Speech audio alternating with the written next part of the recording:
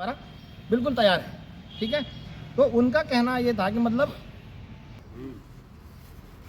और मेरी चूक को वो मांगे माफ, मेरी क्षमा याचना मानते हुए इस दे सकते हैं बिल्कुल। अभी आप पद पे आप बैठे हो तो आप देंगे भाई उसकी गलती। नमस्कार दोस्तों, स्वागत है आप सभी लोगों का कण्वा नगरी लाइव में। और अभी कुछ दिनों पहले आप सभी ने एक खबर सुनी होगी सोशल मीडिया के माध्यम से, प्रिंट मीडिया, दूसरे माध्यमों से आपने सुना होगा कि आर्य कन्या इंटर कॉलेज बंद होने की कगार पर है। तो क्या वो कारण है, क्यों आर्य कन्या अगर इस प्रकार से है तो क्यों बंद हो रहा है, क्या पूरी सच्चाई है, वो आज जानने की कोशिश हम कर रहे हैं। और आर्य कन्या की अगर बात बताएं तो बहुत पुराना ये विद्यालय है, बच्चों का, लड़कियों का ये विद्यालय है। और अभी भी यहाँ पर 400 से 500 जो है बच्चियाँ, 400 बच्चे यहाँ पर पढ़ाई कर रहे हैं, लड़कियों का है आर्य कन्या। तो आइए बात कर लेते हैं, हमारे साथ कुछ प्रबंधक समिति के लोग हैं, उनसे बात कर लेंगे कि क्या पूरी सच्चाई है, क्या पूरा ये मामला है। नमस्कार सर।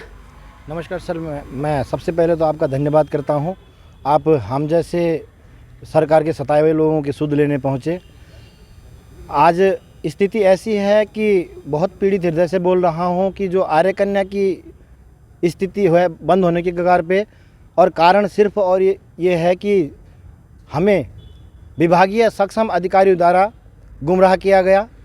जानबूझकर विद्यालयों को बंद करने की साजिश है और मानदेय के तौर पे हमें एक धमकी दी जाती है कि हम आपके विद्यालयों को वेतन दे रहे हैं कर्मचारियों को।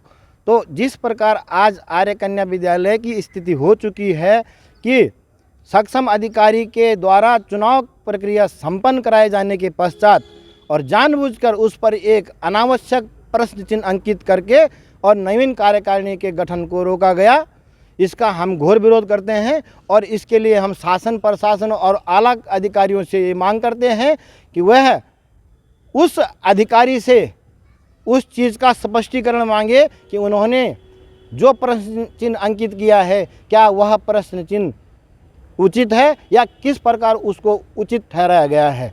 दूसरा, सरकार की मंशा जो है आज अशासकीय विद्यालयों में जो बनी हुई है, इसके दृष्टिगत मुझे तो लगता है कि सरकार हमारे देश के दो हिस्से करना चाहती है।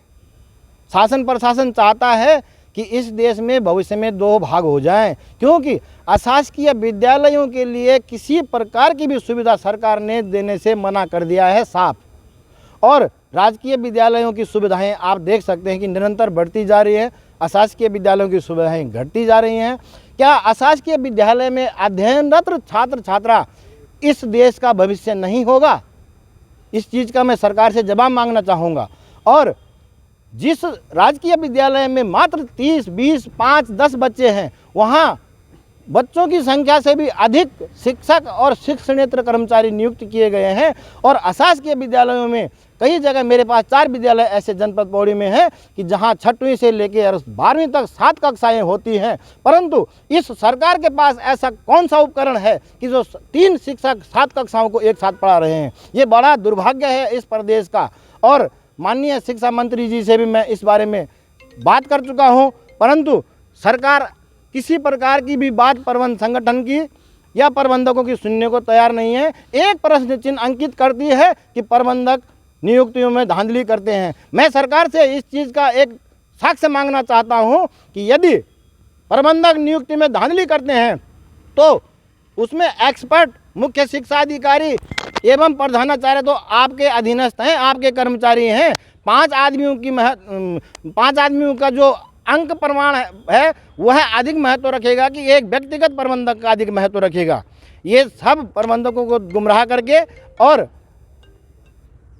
शिक्षा के क्षेत्र में यह जाल बुना जा रहा है कि प्रबंधकों को बदनाम कीजिए, ये घोटाला करते हैं, पैसे लेते हैं नियुक्ति में और कर्मचारी ईमानदार हैं। मैं ये कह सकता हूँ कि ऐसा कोई कर्मचारी बता दीजिए मुझे कि जो ईमानदार है।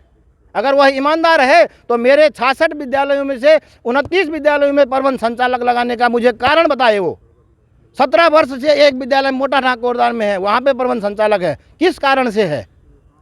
जानबूझ के विद्यालयों में उलझनें पैदा की जाती हैं, जहाँ पे वो देखते हैं कि किसी विद्यालय में पद रिक्त हो गए हैं तो कार्यकाल की बदकिस्मती से अवधि 3 साल की है, उन्हें पता है कि तब तक यहाँ पे प्रकरण को इस तरह से उलझा दो अपने किसी न किसी कर्मचारी के द्वारा, क्योंकि शिक्षा संघ में भी तो माफिया हैं, उनके द्वारा किसी न किसी ऐसे उनके जानकार को वहाँ प्रबंधक के चुनाव के लिए लड़ा दो कि विवादित प्रकरण को ऐसे उलझा दें कि प्रशासक नियुक्त हो और प्रशासक नियुक्त के दौरान हम वहाँ उस नियुक्त को में अपने आदमी को भर दें, जो रकम लेनी है वो ले लें, चाहे अपने रिश्तेदार को लगा दें, और उसके बाद फिर निर्विघ्न उस चुनाव को प्रबंधक को बता दें कि आप बिल्कुल सही थे, परंतु ये जो है कानूनी प्रक्रिया थी, इसमें समय लग गया। तो दोस्तों, जिस प्रकार से दो तरीके के विद्यालय होते हैं, एक शासकीय और एक अशासकीय, और ये जो आर्य कन्या इंटर कॉलेज है ये अशासकीय विद्यालय में है। और इन लोगों का कहना यह है कि यहाँ पर जो टीचर्स का जो वेतन तो दिया जाता है, लेकिन जो यहाँ पर जो स्कूल का जो रख रखाव है या दूसरी चीज़ें हैं, उसके लिए सरकार ने बिल्कुल हाथ खड़े कर दिए, कहा कि हम इस प्रकार की जो है आपको उपलब्ध नहीं करवा सकते। अभी आप बात देखेंगे तो आर्य कन्या इंटर कॉलेज ये है जर्जर अवस्था में ये है और बहुत बुरी स्थिति में 400 बच्चे यहाँ पर पढ़ते हैं। अगर कल के दिन इसमें कोई हादसा हो जाता है तो फिर इसके जिम्मेदार कौन होगा। आइए हम बात कर लेते हैं यहाँ पर जो प्रबंधक कमेटी जो आर्य कन्या से हैं उनसे बात कर लेते हैं। सर, क्या आनंद प्रकाष, प्रबंधक हूँ आर्य कन्या इंटर कॉलेज का चुना हुआ। अच्छा, हमारे विद्यालय की स्थिति यह है कि हमारा विद्यालय जर्जर स्थिति में है, 2 मंजिला। हमने रितु खंडूरी जो हमारी विधायक हैं, विधानसभा अध्यक्ष हैं, उनसे अनुदान की मांग की थी। पहले हमारे सुरेंद्र सिंह नेगी विधायक थे, उन्होंने भी हमको यहाँ अनुदान 1 कक्ष बनवाया था अपनी सांसद विधायक निधि से, और 2 कमरों के आगे बरांडा बनवाया था, फर्नीचर भेजा। उसके बाद हरेक सिंह रावत जी हमारे विधायक बने, उन्होंने यहाँ फर्श बनवाया। हम रितु खंडूरी जी से पिछले मई 2021 में मिले थे चुनाव के बाद। हमने उनसे कहा था जी हमारे विद्यालय का जो है स्थिति जीर्ण शीर्ण हो रही है, यहाँ पे कुछ अनुदान दीजिए, क्योंकि जो यहाँ पे शिक्षकों को वेतन सरकार देती है, मगर हमारे विद्यालय को अनुदान 1 पैसे का नहीं मिलता है।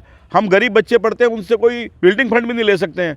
यदि विद्यालय गिर जाएगा तो कौन जवाबदार होगा। पिछले वर्ष पहाड़ में एक विद्यालय गिरा तो वहाँ के प्रबंधक को और अध्यक्ष को ले जाके जेल में बंद कर दिया गया। हम लोग व्यापारी लोग हैं, समाज सेवा करते हैं, आर्य समाज जैसी संस्था चलाते हैं। हमने विद्यालय इसलिए नहीं खोला कि हमें सरकार उठा के जेल में बंद कर दे, और यहाँ हमारा मैनेजमेंट भंग कर दिया। चुनाव के 8 महीने बाद आनंद भारद्वाज एक बहुत अपने आप को हरिद्वार से उनको ट्रांसफ़र करके भगाया गया था भ्रष्टाचार के कारण, और वो यहाँ जिला शिक्षा अधिकारी रहे। उन्होंने सारी चुनाव प्रक्रिया पूरे होने के बाद हमारे विद्यालय में प्रश्न उठाया कि आपने जो है बिना अमर उजाला दैनिक जागरण की विज्ञप्ति के चुनाव करा दिया है।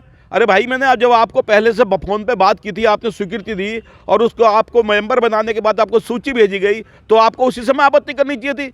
आपके द्वारा नियुक्त चुनाव अधिकारी मोड़ा ढाक इंटर कॉलेज के प्रधानाचार्य और राजकीय इंटर कॉलेज कोटद्वार के प्रधानाचार्य ने जब यहाँ चुनाव प्रक्रिया पूरी कर दी और उसके बाद उन्होंने अनुमोदन के लिए आपको भेजा, क्योंकि हमें बताया गया कि हमने उनके पास लिफाफा नहीं भेजा कोई बड़ा भारी। यदि हम लिफाफा भेजते तो अनुमोदन हो जाता। ये यहाँ पे अभी मेरे को ये भी पता चला है कि यहाँ पे जो इन्होंने प्रशासक नियुक्त किया है उसके द्वारा कुछ टीचर्स के यहाँ पहाड़ से ट्रांसफ़र करे जा रहे हैं, जबकि हम उसके सख्त खिलाफ हैं। यदि पहाड़ के बच्चों को पढ़ाने के लिए उन विद्यालयों में शिक्षक नहीं होंगे तो वहाँ बच्चों को कौन पढ़ाएगा। यहाँ पैसा खा करके ट्रांसफ़र किए जा रहे हैं और हम उसका घोर विरोध करेंगे, हम आंदोलन करेंगे। भविष्य में क्या हमने विद्यालय को बंद करने का सरकार को 10 अक्टूबर को नोटिस दिया है, मुख्यमंत्री को, जिला शिक्षा अधिकारी को, जिला अधिकारी को और शिक्षा मंत्री को। आज तक कोई पत्र का हमारे जवाब नहीं है। ये गूंगी बहरी सरकार हो रखी है, इसको अशासकीय विद्यालयों को बंद करने पर तुली हुई है, और हम सरकार से कहते हैं कि अपनी ग्रांट यहाँ से हटा दें। हमें विद्यालय चलाना होगा, हर समाज अपने सक्षम साधन से चलाएगा। हम आपकी कोई ग्रांट नहीं चाहिए, आप अपना स्टाफ और बच्चों को यहाँ से ले जाइए। बराबर में 10 कदम पर राजकीय इंटर कॉलेज है, हमारी दीवार से दीवार मिली हुई है, वहाँ पे कुल 600 बच्चे पढ़ते हैं, 2 मंजिला भवन है, और वहाँ भारी अनुदान आता है क्योंकि वहाँ सरकार के अधिकारियों को 40% कमीशन मिलता है। हमारे यहाँ कोई कमीशन नहीं मिलेगा, हम किसी की 1 कप चाय भी नहीं पीते। आप हमारे स्टाफ से जाकर पूछिए, आज तक किसी की 1 कप चाय भी पी होगी। हमारे यहाँ नियुक्तियाँ पिछले 10-12 साल से बंद हैं।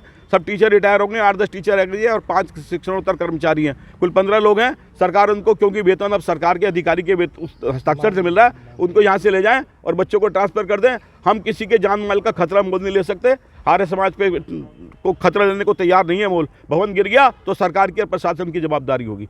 यहाँ विद्यालय चला। तो दोस्तों, ये है पूरा मामला आर्य कन्या इंटर कॉलेज का।